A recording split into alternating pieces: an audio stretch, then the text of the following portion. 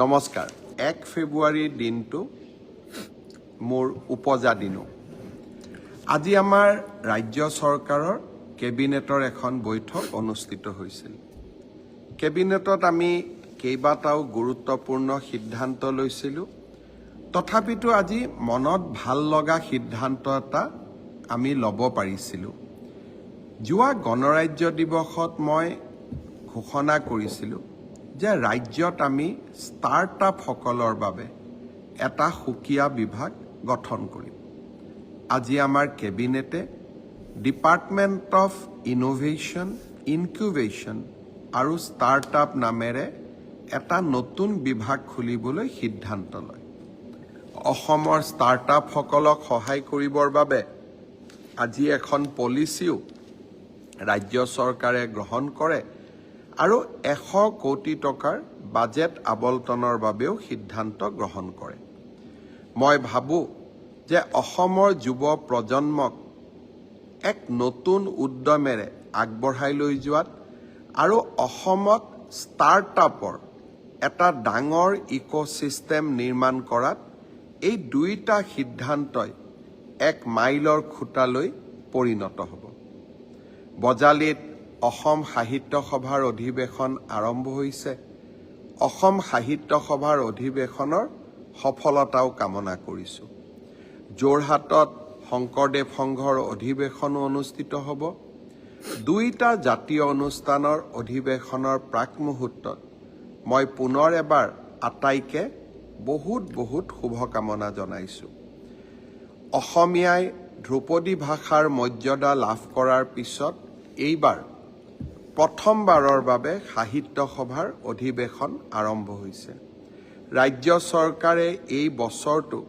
কিতাপৰ বৰ্ষ হিচাপেও পালন কৰাৰ সিদ্ধান্ত লৈছে মই ভাবোঁ যে এই দুইটা সিদ্ধান্তৰ পটভূমিত এইবাৰৰ সাহিত্য সভাৰ এক নতুন ভূমিকাৰ বাবে সাজু হ'ব লাগিব ধ্ৰুপদী ভাষা অসমীয়াক প্ৰতিনিধিত্ব কৰি চিৰ চেনেহী ভাষা জননীক বিশ্বৰ দৰবাৰলৈ লৈ যোৱাৰ বাবে অসম সাহিত্য সভাই সুন্দৰ আলোচনা কৰি এখন কৰ্মসূচী প্ৰস্তুত কৰক মই পুনৰ এবাৰ সাহিত্য সভাৰ অধিৱেশনলৈ অহা সকলো প্ৰতিনিধিকে অজস্ৰ শুভকামনা জনালোঁ মন্ত্ৰী ৰঞ্জিত দাস ডাঙৰীয়াৰ নেতৃত্বত সাহিত্য সভালৈ অহা আটাইবোৰ প্ৰতিনিধিকে যিমান পাৰি সুব্যৱস্থা কৰাৰ বাবে বজালীৰ ৰাইজে পাঠশালাৰ ৰাইজে দিনে নিশাই পৰিশ্ৰম কৰিছে তেখেতসকলকো মই আজিৰ দিনত আকৌ এবাৰ শুভেচ্ছা জনালোঁ আজি সৰুসজাই ষ্টেডিয়ামত শংকৰদেৱ শিশু নিকেতন আৰু সৰস্বতী শিশু নিকেতনৰ 5,000 ছাত্ৰ ছাত্ৰীয়ে একেলগে ঘোষ বাদন আৰু একেলগে যোগ অভ্যাস কৰি এক মনোমোহা অনুষ্ঠান অনুষ্ঠিত কৰিছিল 1000 ছাত্ৰ ছাত্ৰীয়ে একেলগে বিহু গীতো পৰিৱেশন কৰিছিল সঁচাকৈয়ে এক অপূৰ্ব মনোমোহা দৃশ্যই সৰুসজাই ষ্টেডিয়ামখনক প্ৰাণৱন্ত আৰু জীৱন্ত কৰি তুলিছিল মই শংকৰদেৱ শিশু নিকেতনৰ আটাইবোৰ ছাত্ৰ ছাত্ৰীক আজিৰ অনুষ্ঠানটোৰ বাবে অজস্ৰ শুভকামনা জনাইছোঁ অহাকালিৰ দিনটোত অসমত আকৌ এখন নতুন মেডিকেল কলেজে আত্মপ্ৰকাশ কৰিব গুৱাহাটীত আমি নিৰ্মাণ কৰি থকা প্ৰাগজ্যোতিষপুৰ মেডিকেল কলেজত কালিৰে পৰা OPD আউট পেচেণ্ট ছাৰ্ভিচ আৰম্ভ হ'ব আৰু লাহে লাহে এই মেডিকেল কলেজখনে পূৰ্ণাংগ ৰূপ পোৱাৰ লগে লগে অসমৰ স্বাস্থ্য বিজ্ঞানৰ আকাশত ই 15তম মেডিকেল কলেজ ৰূপে আত্মপ্ৰকাশ কৰিব অহাবাৰ বঙাইগাঁও আৰু বিশ্বনাথত এই দুইখন মেডিকেল কলেজকে আমি আনুষ্ঠানিকভাৱে মুকলি কৰাৰ সিদ্ধান্ত লৈছোঁ এই বছৰ প্ৰাগজ্যোতিষপুৰ মেডিকেল কলেজ অহা বছৰ বঙাইগাঁও আৰু বিশ্বনাথ মেডিকেল কলেজ এই বছৰ ৰাজ্যত 15খন মেডিকেল কলেজ হ'বগৈ অহা বছৰ 17খন মেডিকেল কলেজ হ'বগৈ জাগিৰোডৰ পৰা মৰিগাঁৱলৈ যোৱাৰ পথত জাগি ভকত গাঁৱত নিৰ্মাণ হৈ থকা দলংখনো কালি আমি শুভ উদ্বোধন কৰিম। বহু বছৰৰ মূৰত জাগিৰোডৰ পৰা মৰিগাঁৱলৈ যোৱা পথটোৱে পূৰ্ণতা পাব। মই মৰিগাঁও জিলাবাসী ৰাইজকো অজস্ৰ শুভকামনা জনাইছোঁ। অহাকালিৰ পৰা মুখ্যমন্ত্ৰীৰ আত্মনিৰ্ভৰ অসম অভিযানৰ ৰেজিষ্ট্ৰেশ্যন বা পঞ্জীয়নৰ পিছত আবেদন পত্ৰৰ পৰ্টেল মুকলি কৰা হ'ব। প্ৰায় 1,60,000 যুৱক যুৱতীয়ে মুখ্যমন্ত্ৰীৰ আত্মনিৰ্ভৰ অসম অভিযানৰ বাবে আবেদন কৰিছিল। আপোনালোকে জানেই এই আঁচনিখনত ৰাজ্য চৰকাৰে 2 লাখ টকা আগবঢ়াই 2টা কিস্তিত, তাৰ 1 লাখ টকা ৰাজ সাহায্য আৰু 1 লাখ টকা আমি চৰকাৰক 5 বছৰ পিছত সৰু একোটা ইনষ্টলমেণ্টত উভতাই দিব লাগে। অহা কালিৰে পৰা আবেদন পত্ৰৰ পৰ্টেল আমি মুকলি কৰি দিম। আপোনালোকে আবেদন কৰিব যাতে ছেপ্টেম্বৰ মাহৰ আগতে আমি সিলেকশ্যনৰ প্ৰক্ৰিয়া সমাপন কৰিব পাৰোঁ। অহাকালি এবাৰ দিনটো মোৰ উপজা দিন। অসমৰ কাৰণে কৰি অহা কিবা এটা ভাল কামক পৰ্যবেক্ষণ কৰিব যোৱাৰ বাবে অহাকালি মোৰো এটা সৰু ইচ্ছা আছে। সেইকাৰণে অহাকালি জাগিৰোডৰ ছেমি কণ্ডাক্টৰ উদ্যোগৰো নিৰ্মাণৰ অগ্ৰগতিৰ বুজ ল'বলৈ যাম। কাৰণ মই বিশ্বাস কৰোঁ অসমে এতিয়া প্ৰতিদিনৰ যুগৰ পৰা ছেমি কণ্ডাক্টৰ যুগত প্ৰৱেশ কৰিছে। এডভান্টেজ অসমৰ দ্বিতীয় সংস্কৰণ 25 আৰু 26 তাৰিখে অনুষ্ঠিত হ'ব। ভাল ভাল নতুন নতুন খবৰ আহিব বুলি আমি আশা কৰিছোঁ। অসমত যাতে উদ্যোগীকৰণৰ এটা বাতাবৰণ আমি নিৰ্মাণ কৰিব খোজোঁ।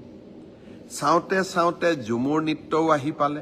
24 তাৰিখে সন্ধিয়া সৰু সজাইত ঝুমুৰ নৃত্যৰ সামগ্ৰিক পৰিৱেশন কৰা হ'ব। প্ৰধানমন্ত্ৰী ডাঙৰীয়া নিজে উপস্থিত থাকিব। ইতিমধ্যে বিধানসভা পৰ্যায়ত ঝুমুৰ নৃত্যৰ প্ৰশিক্ষণো আৰম্ভ হৈছে। যিসকলে প্ৰশিক্ষণ লৈছে তেওঁলোকলৈকে মই বহুত বহুত শুভকামনা জনাইছোঁ।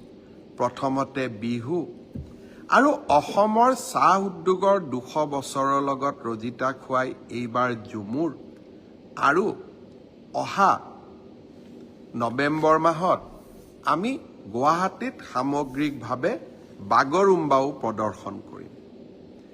আজি কেবিনেটত আমি আৰু এটা গুৰুত্বপূৰ্ণ সিদ্ধান্ত লৈছিলোঁ। মই বাতৰি কাকত সাংবাদিকসকলক সম্বোধন কৰোঁতে ক'ৰবাত সেই সিদ্ধান্তটো নোকোৱাকৈ থৈ দিছিলোঁ, যাতে BTRৰ বন্ধুসকলৰ লগত আলোচনা কৰিহে সিদ্ধান্তটো যাতে আমি ৰাজহুৱা কৰিব পাৰোঁ। অহা ছেপ্টেম্বৰ মাহত অসমত বড়োলেণ্ড টেৰিটৰিয়েল কাউন্সিলৰ নিৰ্বাচন অনুষ্ঠিত হ'ব। কেবিনেটে লোৱা সিদ্ধান্তটো পুনৰ এবাৰ BTR প্ৰধান প্ৰমোদ বড়োৰ লগত আলোচনা কৰাৰ পিছত মই আজি আনুষ্ঠানিকভাৱে ঘোষণা কৰিছোঁ। BTRৰ নিৰ্বাচন আমি ছেপ্টেম্বৰ মাহত অনুষ্ঠিত কৰিম আৰু ৰাভা হাছং কাউন্সিলৰ নিৰ্বাচন আমি মাৰ্চ মাহৰ ভিতৰতে অনুষ্ঠিত কৰিম। অৰ্থাৎ বহাগ বিহুৰ আগতেই ৰাভা হাছং কাউন্সিলৰ নিৰ্বাচন আৰু ছেপ্টেম্বৰ মাহত আমি BTR বা BTCৰ নিৰ্বাচন অনুষ্ঠিত কৰিম। স্বাভাৱিকভাৱে ইয়াৰ মাজতে পঞ্চায়তৰ নিৰ্বাচনো অনুষ্ঠিত হ'ব। আজি আমাৰ ৰাজ্য চৰকাৰৰ কেবিনেটত আৰু কেইটামান গুৰুত্বপূৰ্ণ আমি সিদ্ধান্ত গ্ৰহণ কৰিছিলোঁ। বহুদিনৰ পৰা মই আপোনালোকক কৈ আহিছিলোঁ যে ভাৰতৰ সেনাবাহিনীৰ আটাইতকৈ ডাঙৰ ডিপ্লয়মেণ্ট উত্তৰ পূব ভাৰতত আছে। কাৰণ চীনৰ সীমান্ত হোৱা বাবে আটাইতকৈ বেছি সেনা, বিশেষকৈ ৬২ চনৰ যুদ্ধৰ পিছত আটাইতকৈ বেছি সেনা উত্তৰ পূবতে মোতায়েন কৰা হয়। কিন্তু সেনাৰ বাবে প্ৰয়োজনীয় অস্ত্ৰ শস্ত্ৰ নিৰ্মাণৰ বাবে আমাৰ উত্তৰ পূৰ্বত এটাও কল কাৰখানা নাছিলে। আজি আমি আসাম এৰোস্পেচ আৰু ডিফেন্স মেনুফেকচাৰিং পলিচি 2025 কেবিনেটে অনুমোদন কৰিছিলোঁ, যাতে আমি অসমলৈ প্ৰতিৰক্ষাৰ সৈতে জড়িত উদ্যোগসমূহ আনিব পাৰোঁ। শ্ৰদ্ধাৰ ৰাইজ, ছেমি কণ্ডাক্টৰৰ পিছত এতিয়া আৰু এখন নতুন জগতত আমি প্ৰৱেশ কৰিব খুজিছোঁ, জৈৱিক সম্পদৰ জগতখন। পৃথিৱীত নতুনকৈ আলোচনা হৈছে biomanufacturing of chemicals, enzyme, biopolymers, functional food আৰু বিভিন্ন বায়' প্ৰডাক্টৰ। আমি প্ৰ'বায়'টিকৰ কথা শুনিছোঁ। এতিয়া বায়' ইঞ্জিনিয়াৰিঙৰ জৰিয়তে আমাৰ বাবে প্ৰয়োজনীয় খাদ্য নিৰ্মাণৰ প্ৰস্তুতি লেবৰেটৰীত আৰম্ভ হৈছে। অসমে যাতে এই নতুন জগতখনৰ পৰা দূৰত থাকিব নালাগে, সেইকাৰণে আজি আমাৰ কেবিনেটত আসাম একশ্যন প্লেন অন বায়'-E3 পলিচিও আজি আমি নিৰ্মাণ কৰিছোঁ, যাতে ভাৰতৰ এই নতুন উদ্যমিতা আৰু নতুন উদ্যোগ ক্ষেত্ৰত আমাৰ ৰাজ্যখন যাতে পিছুৱাই থাকিব নালাগে। আজি আমাৰ কেবিনেটত আৰু এটা আমি ভাল সিদ্ধান্ত গ্ৰহণ কৰিছোঁ। আপোনালোকে জানে 39খন জিলাত আমি 39খন আমি সম জিলা আৰম্ভ কৰিছিলোঁ। সম জিলাসমূহত এইবাৰ গণৰাজ্য দিৱসো উলহ মালহেৰে পালন কৰা হৈছে। সম জিলা আয়ুক্ত আমি নিয়োগ কৰিছিলোঁ। আজি আমি সম জিলা পুলিচ আয়ুক্ত নিয়োগৰো সিদ্ধান্ত লৈছোঁ। অৰ্থাৎ এতিয়া সম জিলাৰ বাসিন্দাসকলে বহু সময়ত জিলাৰ আৰক্ষী অধীক্ষকৰ ওচৰত নোযোৱাকৈ আৰক্ষীৰ লগত জড়িত কাম কাজসমূহ সম জিলা আৰক্ষী অধীক্ষকৰ পৰ্যায়তে সমাপন কৰিব পাৰিব। প্ৰশাসনক ৰাইজৰ ওচৰলৈ লৈ যোৱাৰ ক্ষেত্ৰত আজি আমি আৰু এটা বিশাল পদক্ষেপ গ্ৰহণ কৰিব পাৰিলোঁ। শ্ৰদ্ধাৰ ৰাইজ, মিছন বসুন্ধৰাৰ আবেদনৰ তাৰিখো আজি আমি কেবিনেটত 15 ফেব্ৰুৱাৰীলৈ বৃদ্ধি কৰিছোঁ। মিছন বসুন্ধৰাৰ বাবে প্ৰয়োজনীয় 3টা প্ৰজন্মৰ প্ৰমাণপত্ৰ প্ৰথমতে শিডিউল ট্ৰাইব আৰু শিডিউল কাষ্টসকলে দিব নালাগিছিল। পৰৱৰ্তী সময়ত চাহ বাগিচা, আদিবাসী আৰু গোৰ্খা লোকসকলৰ বাবেও 3টা প্ৰজন্মৰ প্ৰমাণপত্ৰৰ প্ৰয়োজনীয়তা নাথাকিব বুলি আমি এখন নটিফিকেশ্যন দিছিলোঁ। তাৰ পিছত মৰাণ সম্প্ৰদায়ৰ বহু লোকে মোক আবেদন কৰিছিল। কোচ ৰাজবংশীৰ ৰাইজেও চিৰাঙত মোক আবেদন কৰিছিল আৰু আহোম চুতীয়া জনগোষ্ঠীৰ লোকসকলেও মোক আবেদন কৰিছিল যে তেওঁলোককো 3টা প্ৰজন্মৰ প্ৰমাণপত্ৰৰ পৰা ৰেহাই দিব লাগে। আজি আমাৰ কেবিনেটে কোচ ৰাজবংশী, চুতীয়া, মৰাণ, মটক আৰু আহোম সম্প্ৰদায়কো 3টা প্ৰজন্মৰ প্ৰমাণপত্ৰৰ আওতাৰ পৰা বাহিৰত ৰাখিবলৈ সিদ্ধান্ত গ্ৰহণ কৰিছে। অৰ্থাৎ এতিয়াৰ পৰা মিছন বসুন্ধৰাত যোগ্য বুলি বিবেচনা হ'বৰ বাবে এই সম্প্ৰদায়সমূহে 3টা প্ৰজন্মৰ প্ৰমাণপত্ৰ দিয়াৰ প্ৰয়োজনীয়তা নাথাকিব। ডিব্ৰুগড়ত গণৰাজ্য দিৱসৰ পতাকা উত্তোলন কৰোঁতে মই আৰু এটা কথা ঘোষণা কৰিছিলোঁ যে অসমৰ 25,000 নামঘৰলৈ বা ধৰ্মীয় উপাসনাস্থলীলৈ আমি 3 লাখ টকাকৈ আগবঢ়াম। আজিৰ কেবিনেটে মোৰ এই প্ৰস্তাৱক অনুমোদন জনাই ৰাজ্যৰ 25,000 ধৰ্মীয় উপাসনাস্থলী আৰু নামঘৰসমূহৰ বাবে 600 কোটি টকা ৰাজ্যিক বাজেটৰ পৰিপূৰক দাবী মঞ্জুৰিৰ জৰিয়তে প্ৰদান কৰাৰ বাবে সিদ্ধান্ত গ্ৰহণ কৰে। অৰ্থাৎ অসমৰ 25,000 নামঘৰত আধ্যাত্মিকতাৰ যি পৰিৱেশ, সেই পৰিৱেশক আৰু এখোজ আগুৱাই লৈ যাবলৈ আমি আন এটা বলিষ্ঠ পদক্ষেপ গ্ৰহণ কৰিবলৈ আজি সক্ষম হলো। জাতি, মাটি, ভেটি, এই আছিল ভাৰতীয় জনতা পাৰ্টীৰ চৰকাৰখনৰ মূল মন্ত্ৰ। বৰদোৱাত মহাপুৰুষ শ্ৰীমন্ত শংকৰদেৱৰ জন্মভূমিক সজাই পৰাই তোলা, বিহপুৰীয়াত মাধৱদেৱ কলাক্ষেত্ৰ নিৰ্মাণ কৰা, পাটবাউসী মধুপুৰৰ উন্নয়নৰ বাবে প্ৰচেষ্টা হাতত লোৱা, ৰংঘৰৰ সৌন্দৰ্যবৰ্ধন কৰা, হোলোঙাপাৰত লাচিতৰ বিশাল প্ৰতিমূৰ্তি, চৰাইদেউত বিশ্ব ঐতিহ্য, আমাৰ বাপতিসাহোন বিহুলৈ আন্তঃৰাষ্ট্ৰীয় স্বীকৃতি, অসমীয়াক ধ্ৰুপদী ভাষাৰ মৰ্যাদা, এই ৩.৫ বছৰত আমি অসমৰ সাংস্কৃতিক ঐতিহ্যক ৰক্ষা কৰিবৰ বাবে সমৰ্পণৰ মনোভাৱেৰে কাম কৰিলোঁ। মই অত্যন্ত বিনম্ৰতাৰে সৈতে কম, ইয়াৰ পূৰ্বে হয়তো অসমৰ কোনো চৰকাৰে আমাৰ এই বিশাল সম্ভাৱনাৰ কথাবোৰ নিজৰ মনলৈ অনা নাছিল। এতিয়া আমাৰ লক্ষ্য ইউনিকোডত অসমীয়া, এতিয়া আমাৰ লক্ষ্য ঝুমুৰ বাগৰুম্বাক জগত সভালৈ লৈ যোৱা। অসমত আমি পৰ্যায়ক্ৰমে অসমৰ জাতীয় জীৱনৰ প্ৰতিটো অভাৱ দূৰ কৰা, আমি আমাৰ জাতিটোক লৈ, আমাৰ ৰাজ্যখনক লৈ এক অৰুণোদয় যাত্ৰা আৰম্ভ কৰিছোঁ। আৰু এই আঁচনিবিলাকে ইতিমধ্যেই ৰাইজৰ দৃষ্টি আকৰ্ষণ কৰিব পাৰিছে। নিউয়ৰ্ক টাইমছৰ কথা আপোনালোকক মই আগতেও কৈছিলোঁ যে এইবাৰৰ ৫২টা টুৰিষ্ট ডেষ্টিনেশ্যন ৱৰ্ল্ড ৱাইড, তাৰ ভিতৰত অসমক ৫ম স্থানত নিউয়ৰ্ক টাইমছে ৰাখিছে।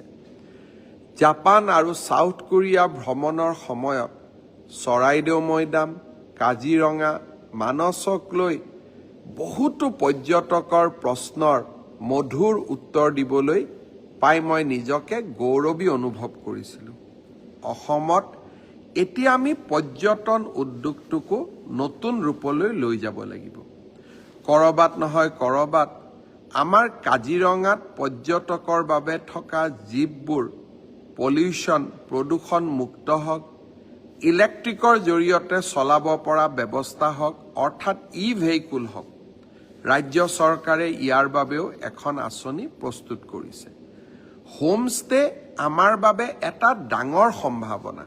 মই ভাবোঁ যে এই হোমষ্টেৰ জৰিয়তেও অসমত আমি পৰ্যটনৰ এক নতুন বিপ্লৱ আনিব পাৰোঁ। এই গোটেইবোৰ চিন্তা আমি যদি এটা এটাকৈ শৃংখলাবদ্ধভাৱে কৰি যাওঁ আৰু এইসমূহক যদি বাস্তৱত ৰূপায়ণ কৰিব পাৰোঁ, আমাৰ অসম নিশ্চিতভাৱে বিশ্ব দৰবাৰলৈ যাব। মই দেখি আছোঁ সমীম বৈশ্য মোক হেপী বাৰ্থডে কৈছে, ৰক্তিম দাস মোক হেপী বাৰ্থডে কৈছে, বৰেণ কৰ্মকাৰ হেপী বাৰ্থডে ছাৰ, ধুনু কল্পনা বৰুৱা হেপী বাৰ্থডে মামা, বিদ্যুৎ বৰশইকীয়া হেপী বাৰ্থডে, অপূৰ্ব মন্ত্ৰী হেপী বাৰ্থডে, ধনজিৎ নাথ মামা বুলি সম্বোধন কৰিছে। মই দেখি আছোঁ Mami Medhi happy birthday, Michael দাসে কৈছে মোক ধুনীয়াকৈ সম্বোধন কৰিছে, পাহি বৰুৱাই হেপী বাৰ্থডে কৈছে, সংসদ কৃপানাথ মালাই ব্ৰডকাষ্ট চাই আছে, কৰিম শেখে কৈছে লাভ ইউ, মহম্মদুল হুছেইনে ব্ৰডকাষ্ট চাই আছে, পল্লৱ নাথে জন্মদিনৰ শুভেচ্ছা দিছে, সুৰুজ ভূঞাই জন্মদিনৰ শুভেচ্ছা দিছে, দিয়নশ্ৰী বসুমতাৰীয়ে ব্ৰডকাষ্ট চাই আছে, doctor Victor Kumar Gupta happy birthday wish কৰিছে, হৰজ্যোতি তালুকদাৰে হেপী বাৰ্থডে দিছে, নিপামণি তালুকদাৰে ব্ৰডকাষ্ট চাই আছে, ৰঞ্জিত মালাকাৰে হেপী বাৰ্থডে উইচ কৰিছে, Joyita Purkayastha happy birthday wish কৰিছে, Pranjal Kalita happy birthday wish কৰিছে, Shahin Mohammad happy birthday wish কৰিছে। আপোনালোক সকলোকে মই বহুত বহুত ধন্যবাদ জনাইছোঁ। সমীৰণ দিগন্তই গোলাঘাটৰ পৰা মোক শুভকামনা জনাইছে। বিশাল ডেকাই শুভকামনা জনাইছে। অজস্ৰজনে শুভকামনা জনাইছে।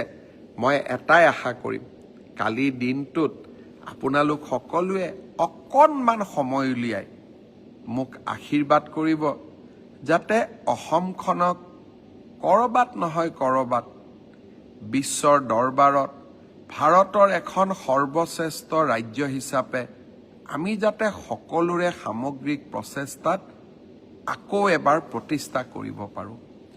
মই বিশ্বাস কৰোঁ আমাৰ মাজত অজস্ৰ সম্ভাৱনা লুকাই আছে।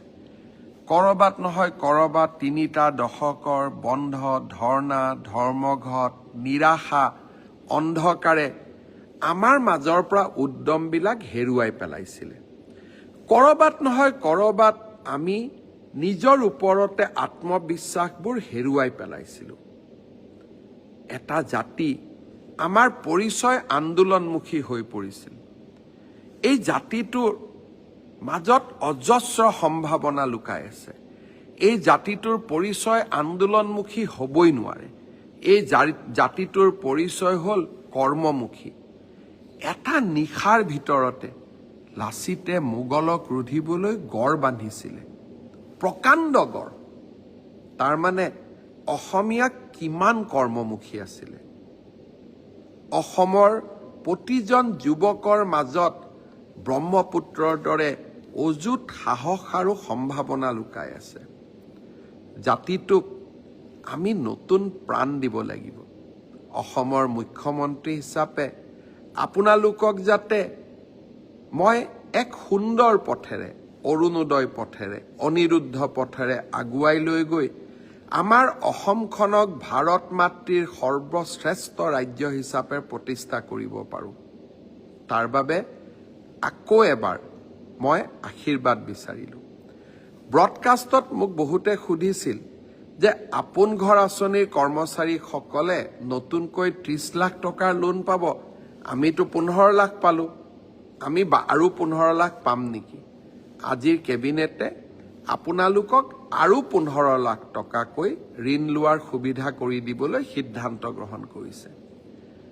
ফেব্ৰুৱাৰী মাহৰ ভিতৰতে ডক্টৰ বাণীকান্ত কাকতিত আঁচনিত কাম কৰা কম্পিউটাৰ শিক্ষকসকলৰ বাবে আৰু প্ৰাদেশিকৰণৰ বাবে অপেক্ষা কৰি থকা, বিশেষকৈ 2006 চনৰ আগতে প্ৰতিষ্ঠা হোৱা শিক্ষক শিক্ষয়িত্ৰীসকলৰ বাবে চৰকাৰী নিয়মৰ ভিতৰত ভাল খবৰ লৈ আহিবৰ বাবে এইবাৰৰ বাজেটত আমি চেষ্টা কৰিম।